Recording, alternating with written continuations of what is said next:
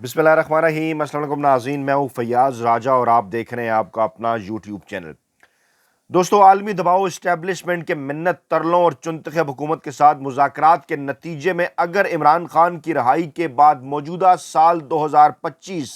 इनको इंतखाबात का साल करार दिया जाए तो इस वक्त पाकिस्तान के ताकतवर हलकों के सामने, पाकिस्तान के फैसला साजों के सामने तीन बड़े सवालात उभर कर आते हैं कि क्या इन इलेक्शन से पहले मुल्क का नया चीफ इलेक्शन कमिश्नर तब्दील हो जाएगा? अगर होगा तो कौन होगा? क्या इंतखाबात से पहले मुल्क के अंदर नया चीफ जस्टिस होगा? और क्या नया मैंडेट हासिल करने के ऐलान के वक्त पाकिस्तान के अंदर नया आर्मी चीफ होगा? इमरान खान के करीबी जराये का दावा है कि कप्तान मौजूदा सेटअप को लंदन प्लान का नतीजा समझते हैं, जो कि हकीकत भी है, और अवामी दबाव के नतीजे में जेल से बाहर आकर जो है वो इलेक्शन तहरीक चलाते वक्त इमरान खान इलेक्शन मैंडेट की वापसी की सूरत में जो है वो क्या कप्तान जो है मौजूदा आर्मी चीफ की एक्सटेंशन जो कि की जा चुकी है उसको कबूल करेंगे? अगर 26वीं आईनी तरमीम ना हुई होती तो साल 2025 मौजूदा चीफ जस्टिस और चीफ इलेक्शन कमिश्नर के साथ साथ आर्मी चीफ की रिटायरमेंट का साल भी होता। गोया तीन बड़ी रिटायरमेंट्स साल 2025 में होने जा रही थी, मगर अब चीफ इलेक्शन कमिश्नर और चीफ जस्टिस की रिटायरमेंट तो कार्ड्स पर मौजूद है, मगर आर्मी चीफ की मुद्दत जिसका बराह रास्त तल्लक 26वीं आईनी तरमीम के साथ तो नहीं है, लेकिन उसके बाद फिर हुकूमत की हिम्मत थोड़ी सी बंदी और उसके बाद सेपरेट कानून साजी की गई और मौजूदा आर्मी चीफ की मुद्दत जो कि नवंबर 2025 में ख़त्म होने जा रही थी वो बढ़ाकर नवंबर 2027 तक की जा चुकी है। क्या ऐसी सूरत में कि इमरान खान जेल से बाहर आ जाएं, इमरान खान को नेशनल मैंडेट जो कि 8 फरवरी 2024 को मिला वो वापस मिल जाए, या दूसरी सूरत में पाकिस्तान नए इलेक्शन की तरफ जाएं, तो सवाल ये पैदा होता है कि क्या मौजूदा आर्मी चीफ अपने ओहदे से इस्तीफ़ा दे देंगे और नए इंतखाबात से पहले नए आर्मी चीफ जो है वो इस्टेब्लिशमेंट की क़यादत संभालेंगे? ये बहुत बड़ा सवाल है और आज के मुज़ाकरात क्या इस सवाल का जवाब देने की अहलियत रखते हैं? ये उससे भी बड़ा सवाल है, क्योंकि आज हुकूमत और पाकिस्तान तहरीक इंसाफ के दरमियान मुज़ाकरात का दूसरा दौर हो रहा है और पहले 11 बजे का वक्त इन मुज़ाकरात के लिए तय किया गया था। अब ये ज़राए का दावा है कि तकरीबन सपहर 3:30 बजे ये मुज़ाकरात होने जा रहे हैं। ज़राए ये भी दावा कर रहे हैं कि आज के मुज़ाकरात में पाकिस्तान तहरीक इंसाफ की तरफ से अली अमीन गंडापुर वज़ीर आला खैबर पख्तूनख्वा वो भी इजलास में शिरकत कर रहे हैं और इजलास में तहरीक इंसाफ जो है वो अपना आज चार्टर ऑफ डिमांड जो है वो पेश करने जा रही है। और ज़राए ये भी कह रहे हैं कि पाकिस्तान तहरीक इंसाफ इमरान खान के हवाले से, दीगर कैदियों के हवाले से, 9 मई और 26 नवंबर के वाक़यात के हवाले से दोनों मामलात उठाएगी। कैदियों की रहाई के मामला और अदालती कमीशन का मुतालबा किया जाएगा और हुकूमत चार्टर ऑफ डिमांड की रोशनी में जो अपना लाया अमल है वो तय करेगी। इसी दौरान एक और बड़ी डेवलपमेंट ये भी है, इंतहाई मानी खेज़ है, कि SIFC की एपिक्स कमेटी का इजलास भी आज तलब कर लिया गया है। चुनतखब वज़ीर-ए-आज़म शहबाज शरीफ की सरबराही में होने वाले इस इजलास में अस्करी हुकाम, वफाकी वज़रा और सूबाई वज़राए आला भी शरीक होंगे। क्या ये महज इत्तफाक है कि इस अहम तरीन दिन यानी कि जिस दिन हुकूमती कमेटियों और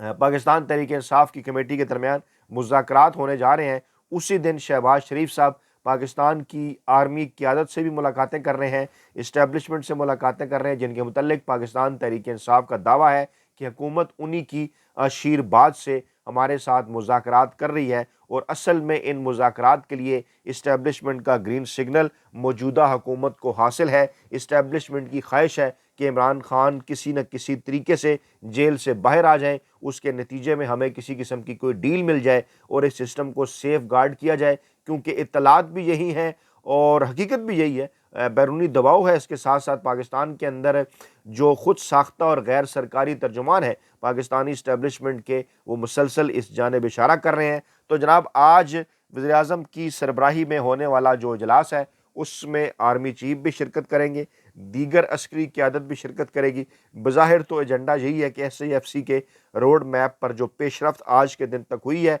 उसका जायज़ा लिया जाएगा और आइंदा जो अहदाफ हैं वो तय किए जाएंगे। लेकिन इस इजलास के अंदर क्योंकि चारों सूबाई वज़राए आला भी शिरकत कर रहे हैं, अली अमीन गंडापुर भी इस्लामाबाद में होंगे। जैसा कि मैंने पहले बताया, ज़राए का ये दावा है कि आज वो कमेटी जो पाकिस्तान तहरीक इंसाफ और हुकूमती कमेटियों के जो मुज़ाकरात हैं उसके अंदर भी वो शिरकत कर रहे हैं। लेकिन इसी दौरान इस एपेक्स कमेटी के इजलास के अंदर उनकी मुलाकात वज़ीर-ए-आज़म शहबाज शरीफ से भी होगी, उनकी मुलाकात आर्मी चीफ से भी होगी और इससे पहले भी हो चुका 2 से 3 वाक़े पर कि एपेक्स कमेटी के इजलास के मौके पर जो अली अमीन गंडापुर हैं उनकी अस्करी क़यादत के साथ मुलाकात हुई। इनमें यह भी कहा जा रहा है कि 1 to 1 मुलाकात भी हुई और इमरान खान के हवाले से अस्करी क़यादत की जानिब से अली अमीन गंडापुर को पैगाम पहुँचाया गया, जो पैगाम लेकर फिर अली अमीन गंडापुर अडयाला जेल गए। लेकिन उसके बाद फिर बात मुज़ाकरात के हवाले से आगे नहीं बढ़ सकी और फिर इस किस्म की ख़बरें आना शुरू हो गईं कि बुशरा बीबी की रहाई के बाद इमरान खान के साथ इस्टेब्लिशमेंट की मुमकिना डील या NRO की जो कोशिशें हैं वो हासिल करने का जो महवर है, जो उनका मकसद जो महवर है वो जनाब बुशरा बीबी वो महवर बन गई और वो मुलाकातें फिर जो हैं वो बुशरा बीबी साहिबा से की जाने लगी। आज एक डिफरेंट माहौल के अंदर अली अमीन गंडापुर जो है वो न सिर्फ अस्करी क़यादत से मुलाकात करेंगे बल्कि उसके बाद फिर जो है वो जो मुज़ाकराती कमेटी है उसके इजलास में भी शिरकत करेंगे। ज़राए ये दावे भी कर रहे हैं कि ये मुज़ाकराती कमेटी का इजलास जो पहले 11 साढ़े 11 बजे बुलाया गया था, ये 3:30-4 बजे इसीलिए इसका वक्त भी चेंज किया गया क्योंकि पहले जो है वो ये इजलास होगा SIFC का जिसमें अस्करी क़यादत शहबाज शरीफ साहब के साथ बैठेगी, अली अमीन गंडापुर साहब भी होंगे और यकीनी तौर पर पॉलिटिकल एजेंडा भी होगा। इस मुलाकात का हो नहीं सकता क्योंकि माजी में भी इस किस्म की चीज़ें जो हैं वो होती रहीं और अली अमीन गंडापुर साहब को एक बार फिर पाकिस्तानी इस्टेब्लिशमेंट की जानिब से मुमकिना डील या NRO के हवाले से पैगाम दिया जाएगा ताकि वो इमरान खान तक ये पैगाम जो है वो लेकर जाएं। दूसरी जानिब पाकिस्तान तहरीक इंसाफ के दावों के मुतल्लिक मौजूदा आर्मी चीफ के उस्ताद कहलाए जाने वाले इरफान सिद्दीकी साहब जो कि तर्जुमान भी हैं हुकूमती कमेटी के, उनकी जानिब से ये कहा गया कि पाकिस्तान तहरीक इंसाफ के जो 2 मुतालबात हैं वो छोटे नहीं बड़े हैं। अच्छा, अगर इन मुतालबात को थोड़ी देर के लिए यहीं रखा जाए और ज़राए के हवाले से एक और ख़बर आपसे डिस्कस की जाए तो यकीनी तौर पर वो मामलात को समझने में मदद देगा क्योंकि ज़राए ये दावा कर रहे हैं कि इस वक्त इस्लामाबाद के अंदर 26वीं आइनी तरमीम को चैलेंज किए जाने के बाद यानी 26वीं आइनी तरमीम के ख़िलाफ़ दरख्वास्त दायर किए जाने के बाद जो है वो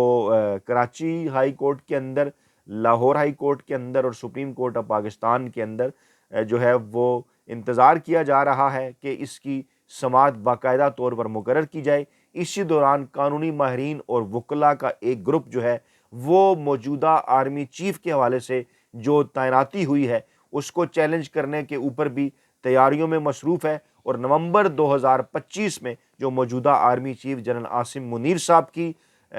जो मुद्दत मुलाजमत ख़त्म हो रही थी उसको बढ़ाकर मौजूदा चुंतखब हुकूमत की जानिब से नवंबर 2027 तक इसीलिए किया गया ताकि इस निज़ाम को सेफ गार्ड किया जा सके और अब इंसार अब्बासी हों या सुहेल वड़ैच हों या हफीज़ुल्लाह न्याज़ी हों, उन जैसे गैर सरकारी खुद साख्ता इस्टेब्लिशमेंट के तर्जमानों के ज़रिए ये पैगामात भी पहुँचाए जा रहे हैं। ये कहा जा रहा है, ये ऐलानात किए जा रहे हैं कि जो मौजूदा सेटअप है वो जनाब 2029 तक कायम रहेगा और इमरान खान अगर इस निज़ाम को तस्लीम करते हैं, ये जो निज़ाम बनाया गया है हाइब्रिड निज़ाम, तो ऐसी सूरत में ही इमरान खान को रिलीफ मिल सकता है। और ऐसी सूरत में वकला का वो जो ग्रुप है, जो कानूनी माहिरीन हैं, वो न सिर्फ इस पहलू के ऊपर इस मामले को चैलेंज करने जा रहे हैं कि इस मुद्दत मुलाजमत के अंदर तोसी गैर आइनी और गैर कानूनी है, बल्कि यहाँ तक कहा जा रहा है कि इसके अंदर एक नुक्ता ये भी शामिल है कि जब मौजूदा आर्मी चीफ की तैनाती हुई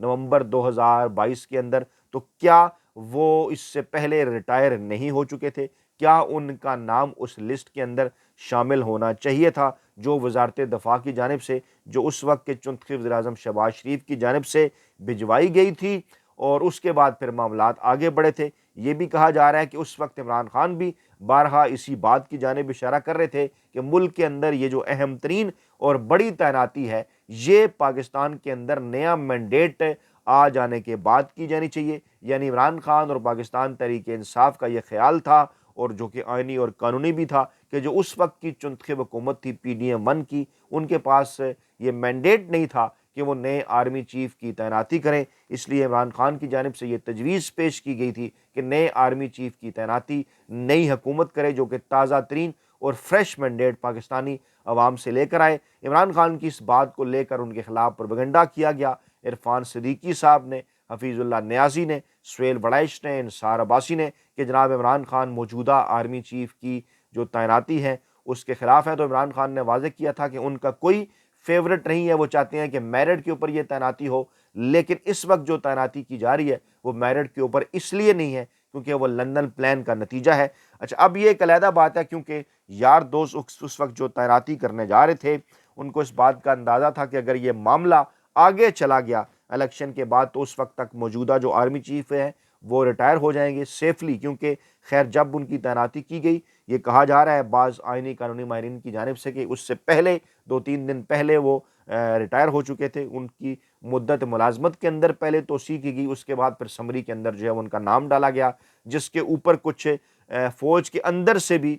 کچھ دیگر جو ریٹائر ہونے والے جرنیل تھے جو کہ چند دن پہلے ریٹائر ہو رہے تھے، ان کی جانب سے بھی اس خواہش کا اظہار کیا گیا کہ پھر تو ان کا نام بھی جو ہے اس معاملے کے اندر ڈالا جانا چاہیے. اسی کو لے کے جو کہ انٹرنل معاملہ تھا پاکستانی اسٹیبلشمنٹ اور فوج کا، پاکستان تحریک انصاف کے سربراہ عمران خان کے خلاف اس وقت گھٹیا اور غلیظ پروپیگنڈا بڑے اینکروں، ویلے کارم نگاروں، ملازم صحافیوں کی جانب سے کیا گیا کہ عمران خان کو پاکستانی فوج کے اندر کسی قسم کی کوئی پھوٹ ڈلوانا چاہتے ہیں، بلکہ اس قسم کے کالم آج کے دن تک بھی لکھوائے جا رہے ہیں. اور وہ جو کہتے ہیں نا کہ حسین حقانی ہوں، ندیم پراچا صاحبان جیسے لوگ ہوں جو کسی وقت تو بڑے اینٹی اسٹیبلشمنٹ سمجھے جاتے تھے، نام نہاد انقلاب کی باتیں کیا کرتے تھے، پاکستان کے اندر سول سپریمیسی کی باتیں کرتے تھے، اب وہ مسلسل عمران خان کے خلاف ایک پروپیگنڈا کر رہے ہیں. اس حوالے سے چند دن پہلے بھی ندیم پراچا صاحب کا ڈان کے لیے ایک مضمون، ایک آرٹیکل سامنے آیا جس میں پھر وہ یہی سوال اٹھاتے ہوئے نظر آئے کہ کیا عمران خان جو ہے وہ فوج کے اندر کسی قسم کی کو بغاوت کرانا چاہ رہے تھے،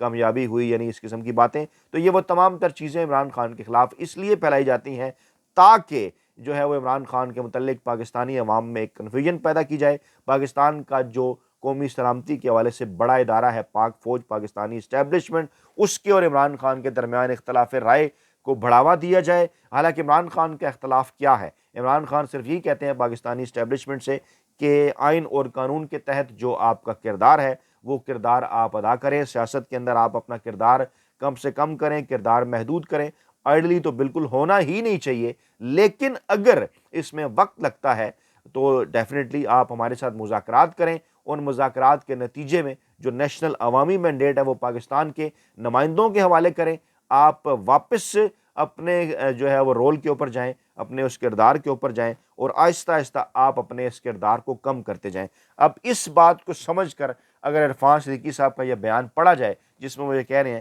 کہ پاکستان تحریک انصاف کے یہ جو 2 مطالبات ہیں یہ چھوٹے نہیں ہیں، یہ بہت بڑے ہیں، یہ بڑا معنی خیز ہے ان کا یہ بیان انہیں، کیونکہ اس بات کا اندازہ ہے کہ پاکستان تحریک انصاف کے اصل مطالبات یہ نہیں ہیں، یہ تو مطالبات کو مذاکرات کو آگے بڑھانے کے لیے کہ اس ایسی صورت میں جو ہے وہ عمران خان اور پاکستان تحریک انصاف حکومت سے جو ہے وہ مذاکرات کرنے جا رہی ہے. اصل مذاکرات تو آگے آئیں گے کیونکہ کچھ لوگ ایک بار پھر اس قسم کا دعویٰ کرتے نظر آ رہے ہیں. نبیل گبول صاحب وہ اکثر پیشن گوئیاں کرتے رہتے ہیں. موصوف نے آج ایک مرتبہ پھر یہ بات کی ہے کہ جو شہباز شریف صاحب ہیں وہ بہت جلد ریٹائر ہونے جا رہے ہیں، یعنی سال 2025 کو انہوں نے شہباز شریف کی ریٹائرمنٹ کا سال قرار دیا ہے. پھر اس کے ساتھ ساتھ انہوں نے یہ بھی ایک درفنتنی چھوڑی ہے کہ عمران خان مقبول تو ہیں لیکن عمران خان سیاستدان نہیں ہے، اور اگر عمران خان سیاستدان بن گئے 2025 کے اندر تو وہ دوبارہ سے اقتدار کے اندر جو ہے وہ آ سکتے ہیں. اور پھر حافظ عبداللہ صاحب جمعیت علماء اسلام کے ساتھ ان کا تعلق، انہوں نے کہا کہ 2024 تقریر اور میڈیا پر غیر اعلانیہ پابندی کا سال رہا لیکن 2025 ایسا نہیں ہوگا. تسلیم کی جا رہی ہیں آہستہ آہستہ وہ تمام تر باتیں جو عمران خان اور پاکستان تحریک انصاف کیا کرتی تھی. اور جناب علی امین گنڈا پور اس اہم ترین اجلاس میں شرکت سے پہلے یعنی جو ان کی عسکری قیادت اور شہباز شریف کے ساتھ جو SIFC کی ملاقات ہے اور مذاکراتی کمیٹی کے اندر جو انہوں نے شرکت کرنی ہے، ان دونوں سے پہلے ان کا یہ بیان بڑا معنی خیز ہے، جس میں وہ یہ بات کر رہے ہیں کہ ہمارے مطالبات نہ مانیں گے تو تحریک کے لیے تیار رہیں۔ جی ہاں، انہوں نے کہا کہ اگر ہمارے مطالبات نہ مانیں گے تو یہ لوگ شام اور بنگلہ دیش کی طرح ہیلی کاپٹر میں بھاگیں گے۔ آپ بالکل تیار رہیں، آپ نے پاکستان کے عوام کا مینڈیٹ چوری کیا ہے، آپ عوام کے ووٹوں کے بغیر آئے ہیں، اور اگر ہمارے مطالبات آپ نے قبول نہ کیے تو پھر ہم تحریک چلانے کے لیے تیار ہیں۔ پہلے انہوں نے وہی بات کی کہ 9 مئی کی تحقیقات، 26 نومبر کی تحقیقات اس کی جائے، اور جو مینڈیٹ چوری کیا ہوا ہے فارم 47 وہ بھی آپ سامنے لے کر آئیں، اور پھر انہوں نے کہا کہ ہمارے ان مطالبات کے اندر حقیقی آزادی کا مطالبہ بھی شامل ہے، اور 2025 حقیقی آزادی کا سال ہوگا۔ اور کیا اس حقیقی آزادی سے مراد وہی ہے کہ نئے چیف الیکشن کمشنر، نئے چیف جسٹس اور نئے آرمی چیف کے ساتھ پاکستان نئے انتخابات کی جانب بڑھے گا؟ اپنا بہت خیال رکھیے گا، دعاؤں میں یاد رکھیے گا۔ نئی ویڈیو کے ساتھ جلد حاضر ہوں گے۔ اللہ نے کے بعد